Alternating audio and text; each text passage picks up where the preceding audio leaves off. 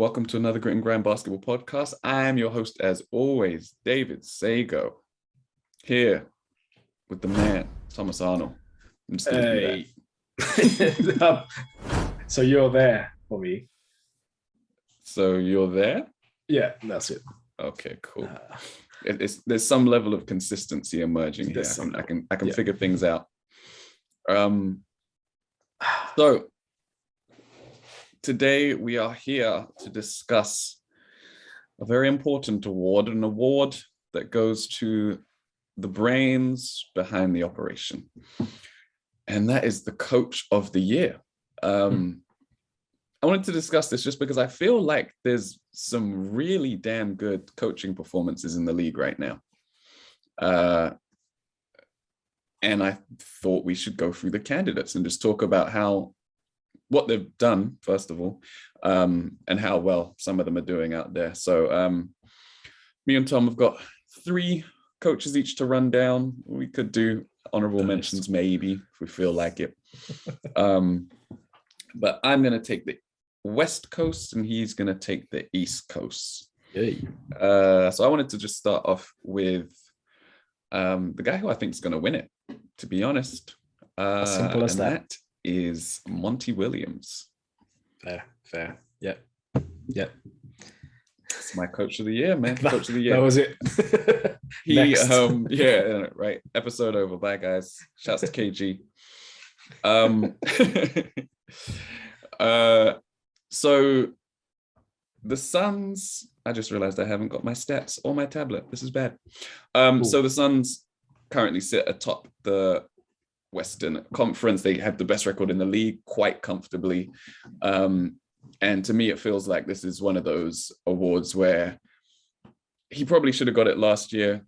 Like, even though I agree with last year's decision, he could have easily won it last year. But I think people wanted to see if what happened last year was real. And he proved this year it's real, right? He has helped lead the Suns to the best record in the league. They are good on both offense and defense. They're currently well clear in the standings. And they've had to deal with injuries and adversity, right? Those are the kinds of things that it takes a good coach to motivate his players through and help lead the team through. So it seems like ages ago now, but they dealt with the article about their owner. And all of his nasty nonsense. Sexism, racism, etc. And at the time, they basically just stone-faced it. They said, look, he hasn't been like that in our interactions, but we don't want to really go there, basically.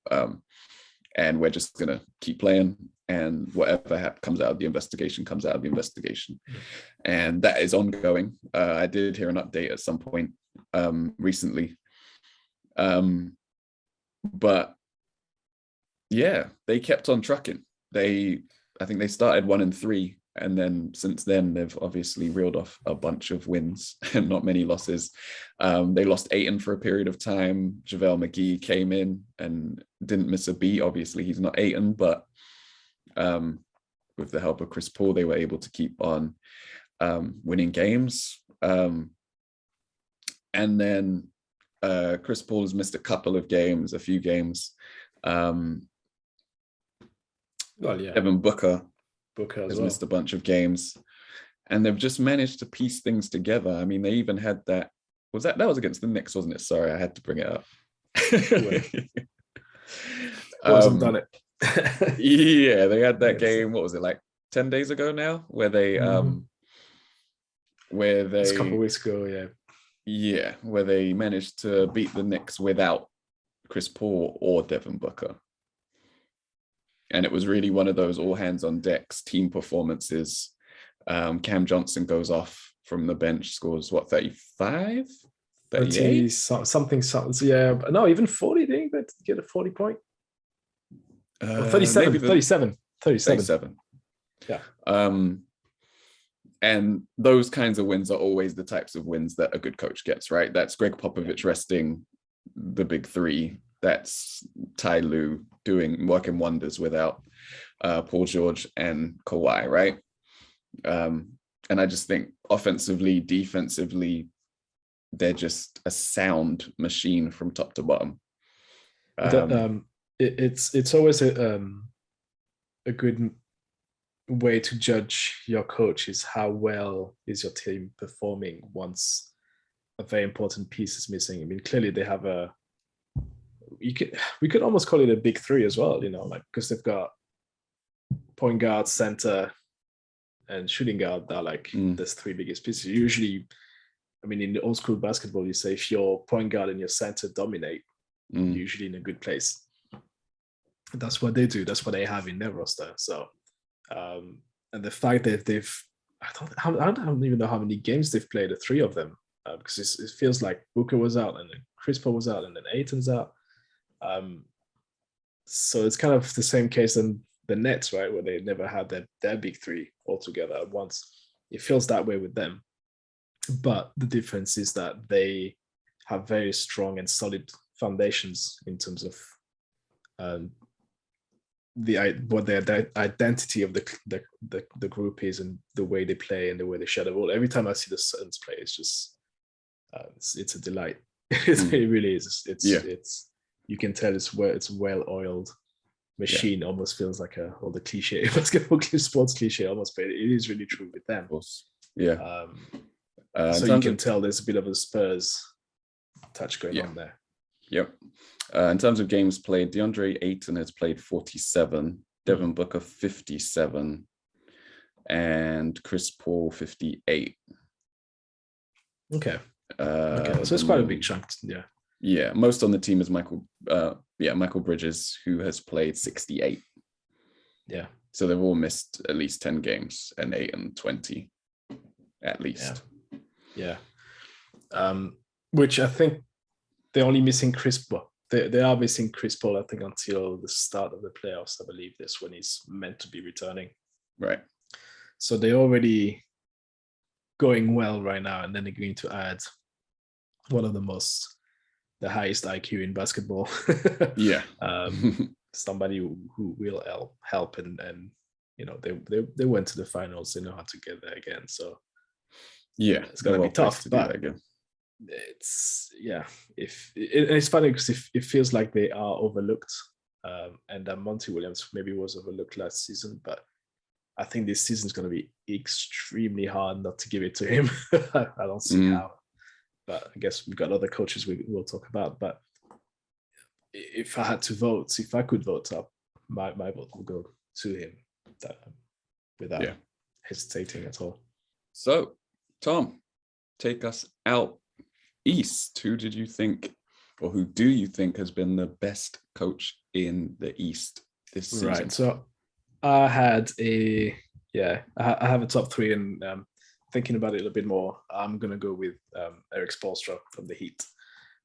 Currently standing first in the East with 45 and 24. An improvement from last season where they finished, was it only 72 games last season? Yes, of course, it was a shorter season where they finished at 40-32. And obviously lost in the first round, though. They got bounced by somebody. So it's funny enough, because it's weird, because obviously we're talking about this season and what it should be coach of the year, but not only because obviously top of the East and they're still playing the same way they've been playing and they've been great, but I feel like he should have more NBA coach of the year titles. I think. What is he on right now? He's 3-time NBA champions. He's part of the 15 greatest coach. Yeah, he made it in last week. Which when I saw that, I was like, what? But then you look at it, it's like, okay, actually, it's not as aggravating as you think it is. Yeah. And then he's damn good. He's really, really good. So 2 times NBA All-Star game head coach, should I say. But then I was looking at his record and I was like, damn, this guy, since taking over the Heat as a head coach, dude's been like third, first, third, second. So for the last, how many seasons is that? 2, 4, 6, many seasons, over 10 seasons, regularly top 3 in the East. And this season, I think for pretty much like every single team, like his roster suffered a couple of injuries. I know they've lost Butler for a little bit, and they had to compete with, and I think it's fair to say, with a rising level in the East. Right. I'm not going into the debate of who's the best between the East and the West. I know statistically, Western teams are still have more wins this season against Eastern teams, but doesn't matter right now. I think the quality of players and rosters in the East has improved dramatically from just last season. When you look at the Bucks, you look at the Sixers, you look at the Bulls, even the Cavs, the Nets on paper. Like there's a good 9-10 teams in there that could pretend being higher in the standings, and the fact that he's doing that without having to bring that many changes to his roster, so he's kept pretty much the same roster as last season, I think is remarkable. And I think, again, like we say, there's a Spursy feel to Monty Williams. There's also a Spursy feels to what the Heat are doing, which is keeping the same players around and having this team mentality. And obviously, we all know what the Heat stands for. You know what their mentality is. You know what they want. They never shy away from trying to beat the best teams and prove themselves. It almost feels like they are the underdog every single year. Yeah. But like, as I showed you with the last 10 something years of him being the head coach, they're not really an underdog. Like they're trying to give us that image, and I think that maybe that's what they use in the locker room to motivate each other and be that good. It's just like, well, you guys aren't really, like, you're clearly a top 5 teams in the NBA altogether, West Ennis. So I don't know if they'll win the title this year, but I think it wouldn't be a robbery if Spoelstra take this one as well. I think he deserves a couple more NBA head coach, and coach of the year awards. That's what I mean. Yeah, he does. I mean, he's like, there's coach of the year, and then there's actually, okay, who's the best coach? And I think when you look at who's the best coach, I think it's him. Yeah. Like, he's won championships. He's built multiple teams. He's overachieved with poor teams. He's dealt with injuries. He's done everything you could ask a coach to do. And a lot of that stuff he's done this year. And when he's won those 3 titles with 3 very different teams as well. Like the way they're set up, it's like, you can say, there's always the argument, for example, with the Lakers last year with Frank Vogel. You're like, is it your star players who have won it? As in, like, you could have put me on the bench, you would have given the same results sort of thing. But with him, he's done it with the big names, and he's done it without the big names as well. So that's a testament to, that's pretty much what we say with Monty Williams, right? That's like, no matter who you put on the court, he'll get results. Yeah, and he's won championships, right? Like that's the difference. Like, Monty Williams has shown that he can lead a great team to be great in the regular season and in the playoffs, right? They made the finals. The difference is Spoelstra has gone the whole way. And yeah, like, his record is kind of flawless. Like, even in terms of, like, I don't feel like we've seen him get out coached either. No, yeah, right? Like, that's very true. When they lost the finals to San Antonio, it was more like the team got completely outplayed and they didn't have any juice left. There wasn't anything that he could have done X and O's wise or motivationally that would have changed that result. It was just an inevitability. There's just there's no. I don't see it anyway. Maybe people with bigger basketball IQs than me can see it, but I don't see any weaknesses in his coaching. He's just excellent. He's excellent. And it's funny because he feels like he's.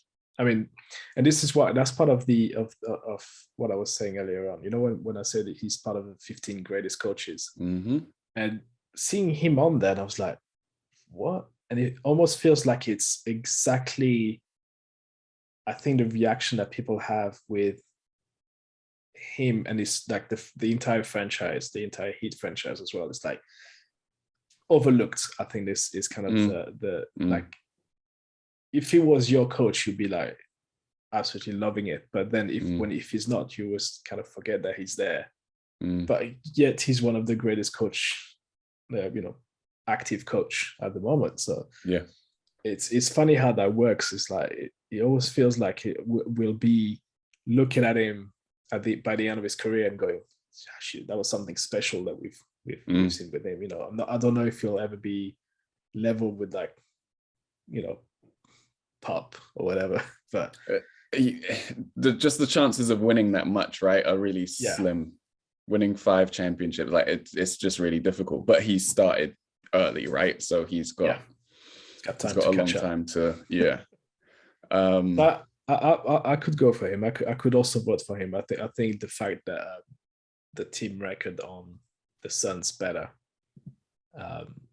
hedges it for me in terms of voting for Coach of the Year. But it wouldn't be stolen if it was him. Yeah, he we said dealt with injuries. Markieff Morris still isn't back. Looking at the games played, if my phone will cooperate with me, it will not scroll right now for some reason. So we mentioned how many games the Suns players had played. It's even less here. Bam Adebayo has only played 44 games. Yeah.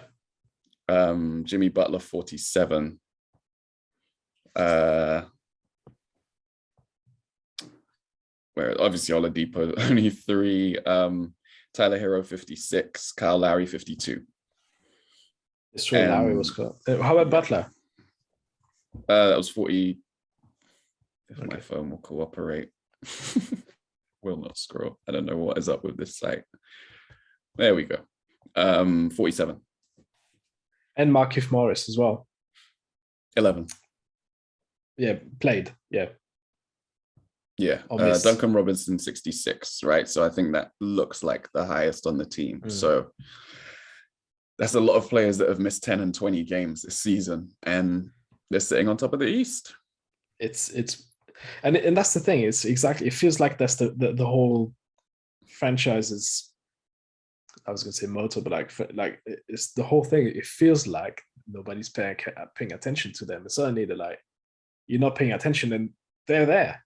They're top of the East. So that's testament again to what a great coach he is. That he's able to do that without massive names. I mean, you can argue Butler is a huge name, and Hero is coming up as a great young guy, and you can talk your way into understanding why they're first. But the fact is, they still have Udonis Haslem on there taking a roster spot.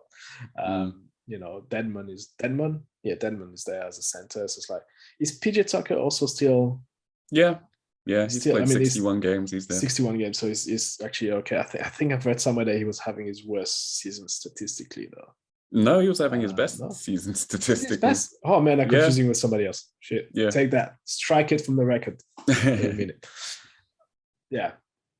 So it's when you look at the roster, you don't really think, especially when you compare with the rest. And what I was on about before with the rest of the East coming up, you'll think, maybe if they go 6, that's a good thing. Like that's a good season for them. But then no, they'll still be up there.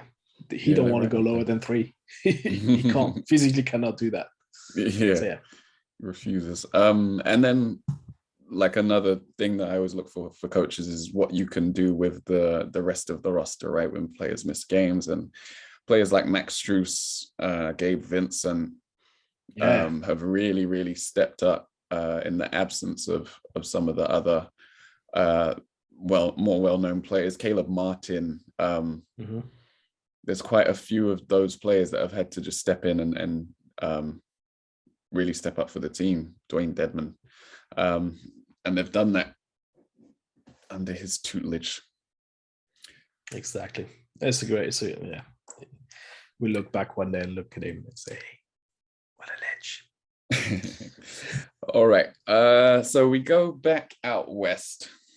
Who do I put here? It's really tough, actually. So what I'm going to do is I'm going to say who I have in consideration, and then I'm going to pick a coach from the list. So Taylor Jenkins has Memphis in. Did they drop to third place with the Warriors win? Or are they still second? Are they?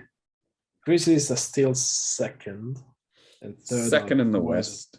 Yeah, they level with the Warriors. So with the Warriors, Steve Kerr at the Warriors is another one. Jason Kidd has actually done a really good job in Dallas.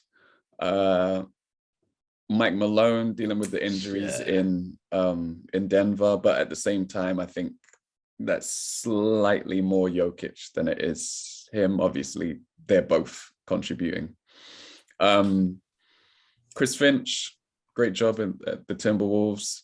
I mean, we had them at the bottom of the list, right? That was in our preview. So I was talked into it. I had hope for them.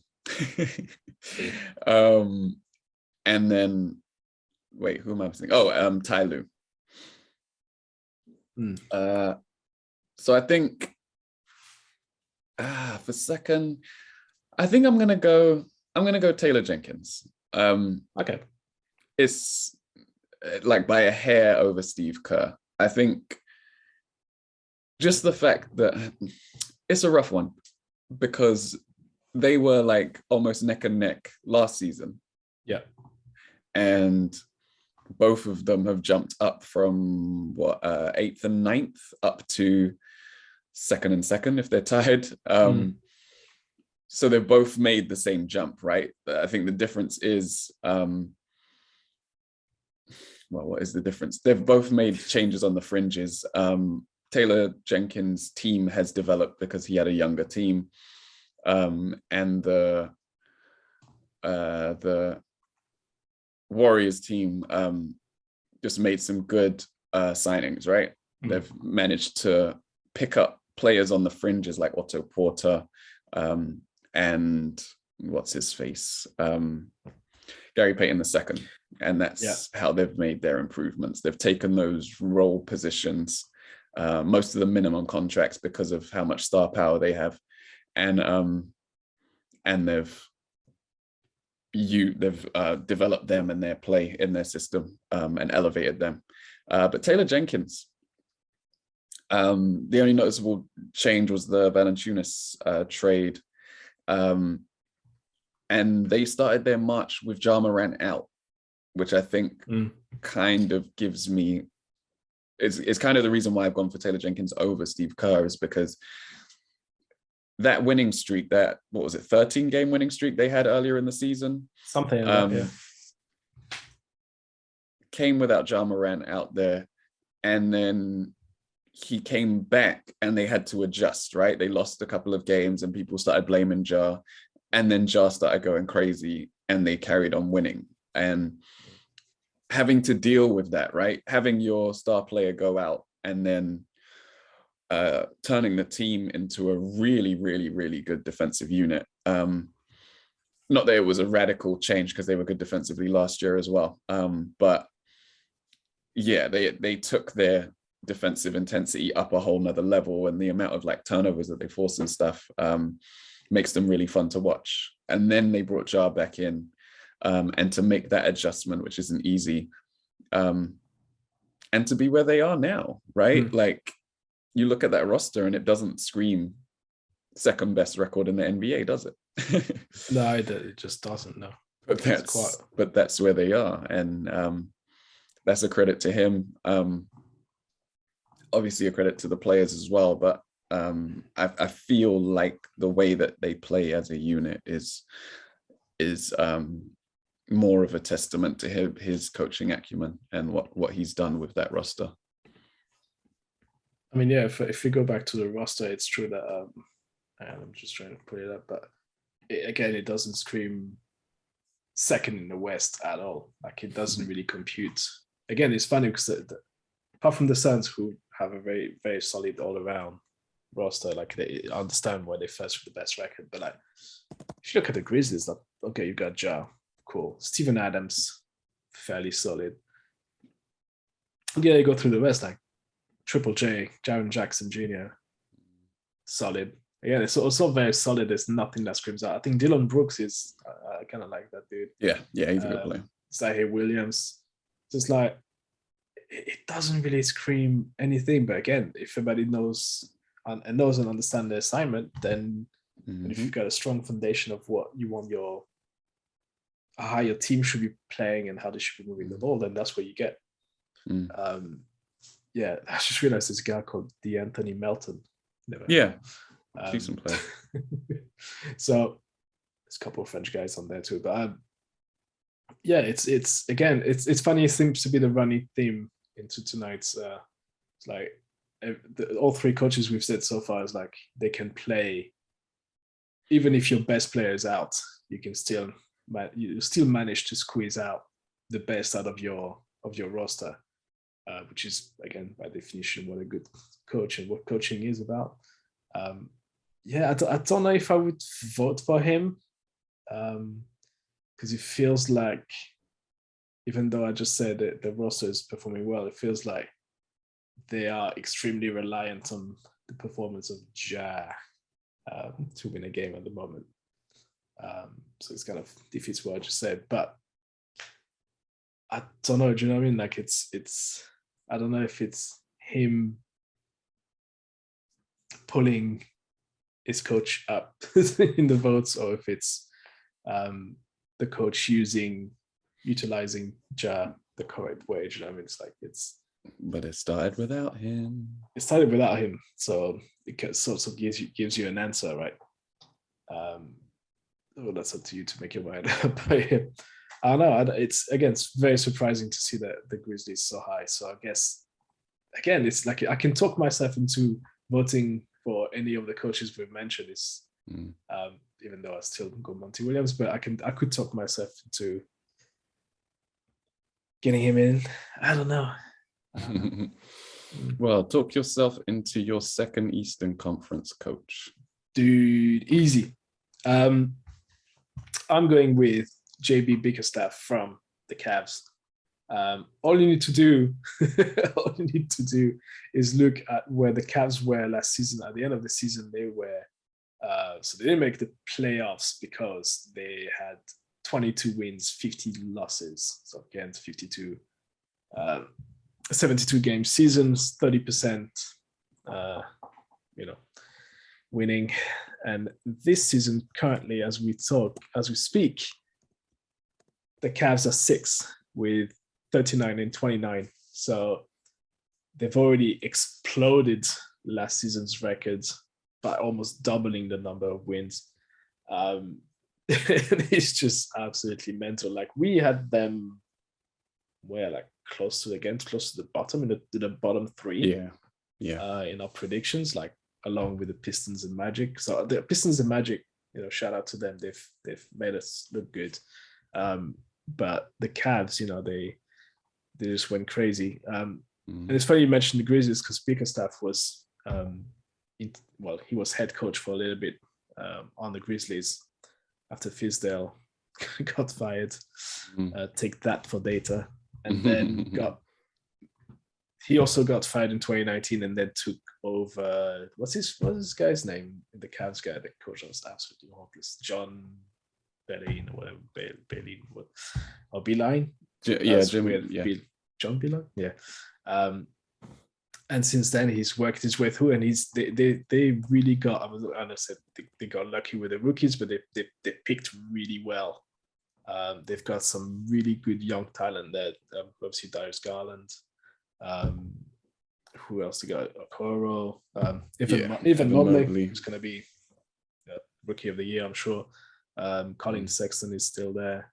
So they've got a good young roster. Lauri Markkanen is obviously been there. He's managed. I mean, just that should get him the enough votes to be in the top 3 best coaches. But like he got Kevin Love to play basketball and love basketball again. So that's how good he's been. And I think he got resigned. I think he got resigned for all the way to what 2020? Yeah, 2026, 2027. So the franchise, the Cavs, are absolutely putting all their chips into that basket. Yeah, they really believe in him to be able to develop and get those young players, that young core, to the next level. So that's really interesting to see. They pretty much made a jump from being super mediocre last season to now actually making it. I think we'll agree, maybe like they have a foot and a half in the playoffs for this season. I can't see them crumble and go nowhere after what they've done in so far. So, and again, I actually have watched full Cavs game, which is not something I thought I'd do this year, and it's very pleasant to watch. They are very surprising to watch. I thought it would be straight up hot mess, straight up garbage, but it's not. They actually move the ball very well. Everybody is involved. They know how to use the young players. Again, Mobley is being used absolutely like he should be. Offensively, it's very nice to watch. If you want to see some good ball movement, if you want to see some a team where everyone's involved and ready to make the extra pass and effort, go watch the Cavs. It's actually, I never thought I'd say that, but it's actually a good example of where you want to go if you want to have a well-performing, almost like a well-oiled machine, but maybe that's pushing it too far. Yeah, I mean, it's dealt with injuries as well. Colin Sexton's out for the rest of the season, isn't it? And then Jarrett Allen's got a big injury. And who's the other one? Ricky Rubio went out for the rest of the season. So, and very smart. They got Rondo to come in and step in for Rubio. So, and that was a smart move. And they also got Caris LeVert as well in the trade. They're doing some really good moves there. Very clever. Yeah. And then they have that unorthodox lineup where they were playing Markkanen at the 3, Mobley at the 4, and Jarrett Allen at the 5, but they made it work defensively and offensively. Yeah, it's surprising. Like if that's why that kind of team makes it harder for us to do a prediction podcast. Because on paper you're thinking, this okay, fine, but then all you need is a good coach. Right, exactly. That's all you need. Yeah, and they've basically done it with their defense, which I think is normally more of a testament to good coaching than offenses, outside of a few offensive wizards like Gentry and D'Antoni. So back west, with an honorable mention to Chris Finch and Ty Lue, I'm going to go with Steve Kerr as my third option. And I think for all the reasons I just said before I started talking about the Grizzlies, what they've managed to do on the fringes, right? There's a few different teams that are cash strapped because they have 2 or 3 big contracts on their roster. I think they've done the best of assembling a supporting cast that complements, or not even complements, because the Warriors role players can do things that a lot of the other teams' role players can't, right? That's the Lakers' problem. The role players just aren't good enough for the team to even be average. And you look at the Nets as well, where, to be honest, they have quite a good supporting cast as well.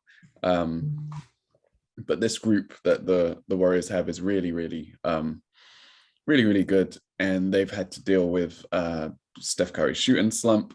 They've had to deal with the return of Clay and him coming back into the roster, but not being quite 100% or back to his old self at any point, except for that one game at the weekend. Yeah, of course. And then the loss of Draymond, right? Yeah. And Draymond is someone who is the glue of the team. He is the heartbeat of the team. He hasn't been out there, and as much as their record has suffered with him out, they've still got the second best record in the league, right? It's not like they've fallen off an entire cliff. So the only thing that changed since various in the past, I mean, which is a testament to him as well, is again, it's like his the production from what's his face? Forgot his name now. Wiggins. Absolutely dropped since the All-Star. So that's another thing to add to the list of worries. Yeah. And yeah, it's little things like that. I mean, that could be also because of trying to get Clay back into the lineup. Absolutely. And I know they've experimented with different rotations. They changed up Steph's rotation a little bit before returning it to how it was before.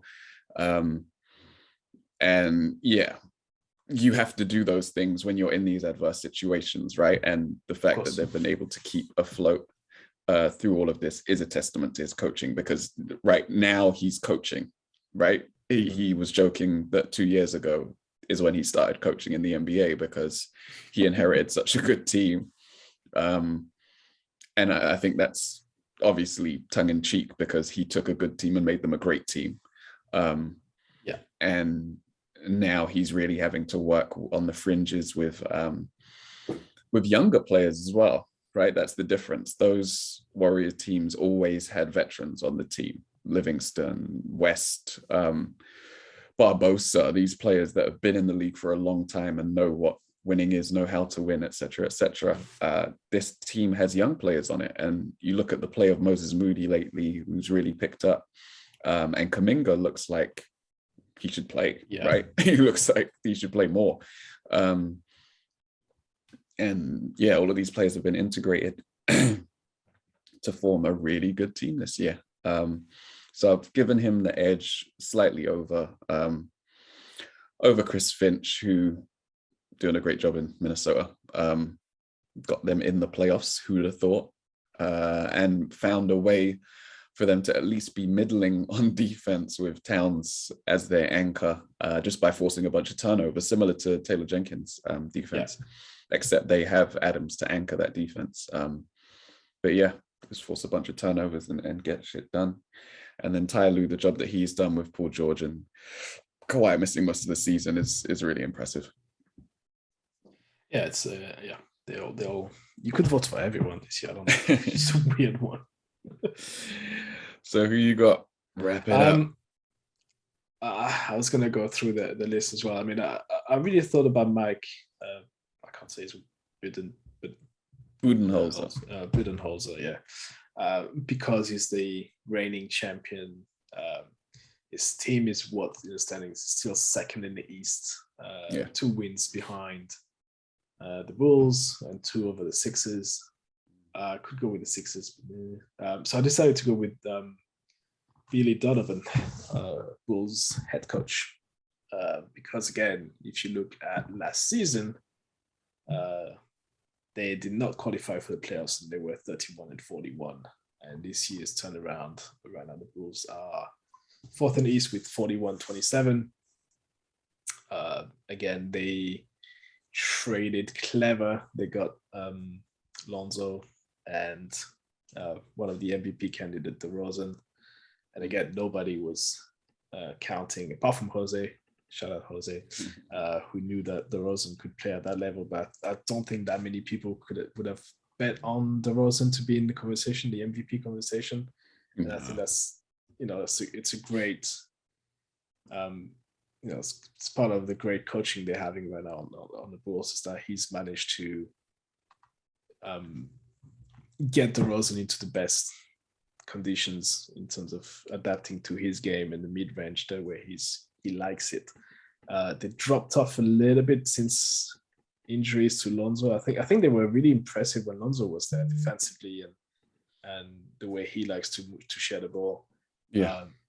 But again, that said, they're still fourth, and I think they're a little bit are they in a weird position? Like they're comfortably ahead. Like they don't really need to. Like they're 2 games behind the Bucks for the second spot. They all level with the same amount of wins on the like 3rd to 5th, and then the Cavs are 2 games behind. So it's like 2.5. No, yeah, it's 2 games behind exactly. You know, so where do we go from there? Do we push and try to get a better spot in the regular season? But hey, not about them. So in terms of coaching, he's to me he's really feels like he's helped the Bulls improve defensively and make them. I think that was sort of the identity of the Bulls at some point as well. I think during the Noah and D Rose era, that was kind of what they were going for. Coach as well. Tibbs. Yeah. So that it's kind of a slimmer, younger version of Coach Tibbs. Yes. I don't know if he's younger than Coach Tibbs. Is he? Hang on. I don't think so. I don't even know. Donovan looks youngish, but I don't know. It's one of those guys that looks like he could be 40 forever, but he's 56. So he's maybe not all that young. But yeah, to me, it's surprising. See, he coached on the Thunder, wasn't he? So to me, the sort of image I had of him was like, okay, he was like up there with the Thunder as his first team in the NBA, and he did sort of okay there.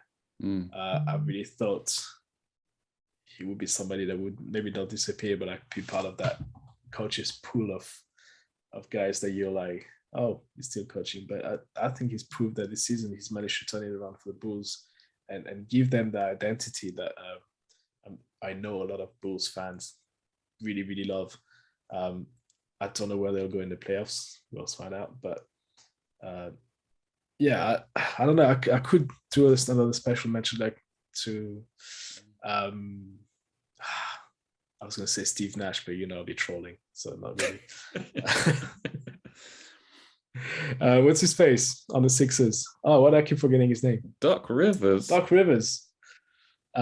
Because he's having to coach Embiid, who's is a great player, but a big mouth, and James Harden, who's a big mouth.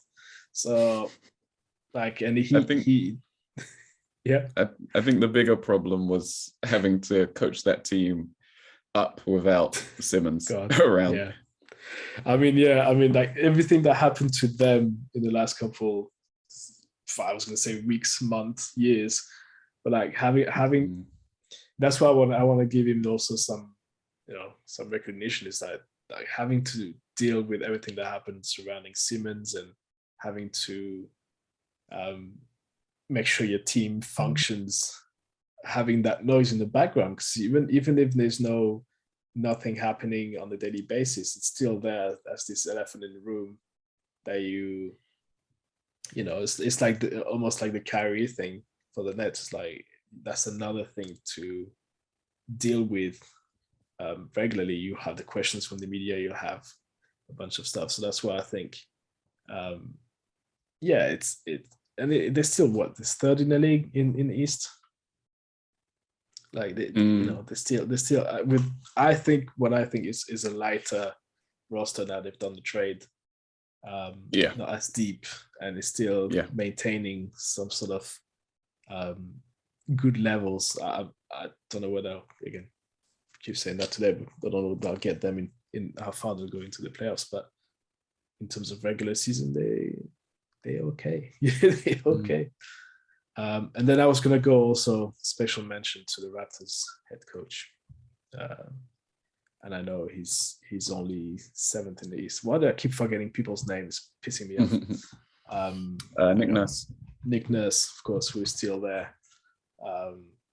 And like, it almost feels like he's doing magic tricks over there, because you think as you look at his roster over there and you're like, oh God, how are they still how they're not deep diving into the how they're not lower in there. I mean, you can still see they've got Siakam and they've got still the core of players that made them good in the first place, but again, Scotty Barnes. Yeah, they've picked things up lately. Siakam has actually been on a tear since he's back from injury. Yeah. So they and you look at the rest of the roster, it's not the greatest thing you've ever seen, but they still are in the race to qualify. So again, testament to beat the Lakers last night. Got us again this week. So that's 2 easy W's this week. I wouldn't use the word they beat the Lakers. I mean, there was another word for it, but I'm not going to say it here. The first quarter was legendary.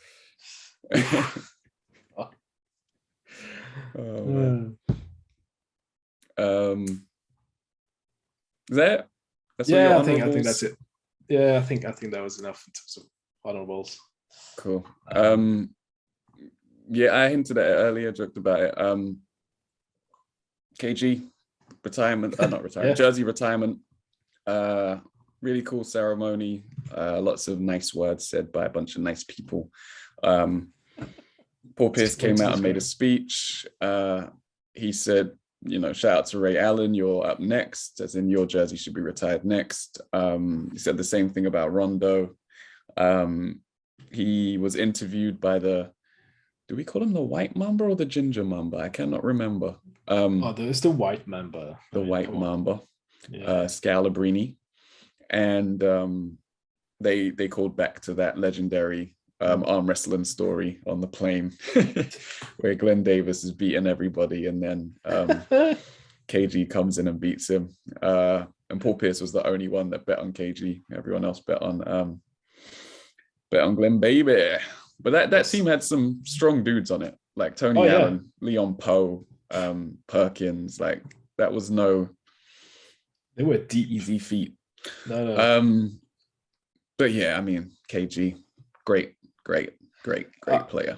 Very happy to see they squash their shit with Ray Allen. Because it felt. I understand why they were mad, but also it's been a few years, and you have to like they're all players themselves. They have to understand his way of thinking and why he did leave. And again, like he said, like they won a championship together. Like there's no point being mad. Like it's not like they were super close and then he decided to leave and then he ruined everyone's life by going somewhere else. Like, dude, you actually won it. Like, so I was quite happy to see that they're on talking terms again, and they actually. I thought that was quite funny, that image of them hugging and then Paul Pierce rushing in the middle to just getting on the action. I thought that was quite funny to see. That was cool. But so shouts to him. Well deserved. T-Wolves need to step up, man. Retire his damn jersey. He didn't do nothing wrong to you. I know. That guy gave him years of service. Yeah, wasn't that weird to you though? That like the Celtics did it first. Because if I remember well, he gave him like years left and then came back to finish the career. So it's not like he left and then went, I don't want to talk to you ever again. Like he actually made the effort to come back to you. Okay, granted it was a bunch of games, but I think part of it is he was really close with the old ownership team. I don't know if they changed. Either they changed owners or they changed. I think they did change owners. I think they changed owners. But basically, Flip Saunders was head of basketball operations there, and I think there were some assurances that KG would be able to own part of the team. And then after Flip died, there were changes in management, changes in ownership, and I don't think the new owners have taken to KG or whatever. Yeah, they don't have the same relationship with him, and they don't seem to hold him in the same esteem, which is just stupid and sad. It's because it's weird, because to that team. When you think KG, you think Timberwolves, like you see him with the jersey. I mean, I know he's maybe for a younger audience, they see him as a Celtic first, but like or a Nets. Oh God. But like you see him, like for me it's him being like 20 something on 19-year-olds with that nice blue Timberwolf, nice design jersey. So it's I don't know. It felt weird. I mean, I'm happy for him because he's a very different type of person and player. So he deserved it. But I just thought, it's like Boston. It almost feels like Jordan's jersey being retired as a Wizard first before the Bulls. So I know it's an extreme case I'm taking, but like it almost feels like we're like when you think Michael Jordan, you think Bulls, you don't think Wizard. For sure. We'll wrap things up there. Get us on social media at Grit and Grime Pod on all channels. Remember to like, share, subscribe, rate, and review the podcast wherever you listen. 5 stars, please. Always and forever. If it's not 5 stars, keep it to yourself. We have been the Grit and Grime Basketball Podcast. My name was David Sagoe. That's the intro. I've been David Sagoe. Bye-bye. He's been Thomas Arnal. And I say bye-bye too. Goodbye. And we are out of here.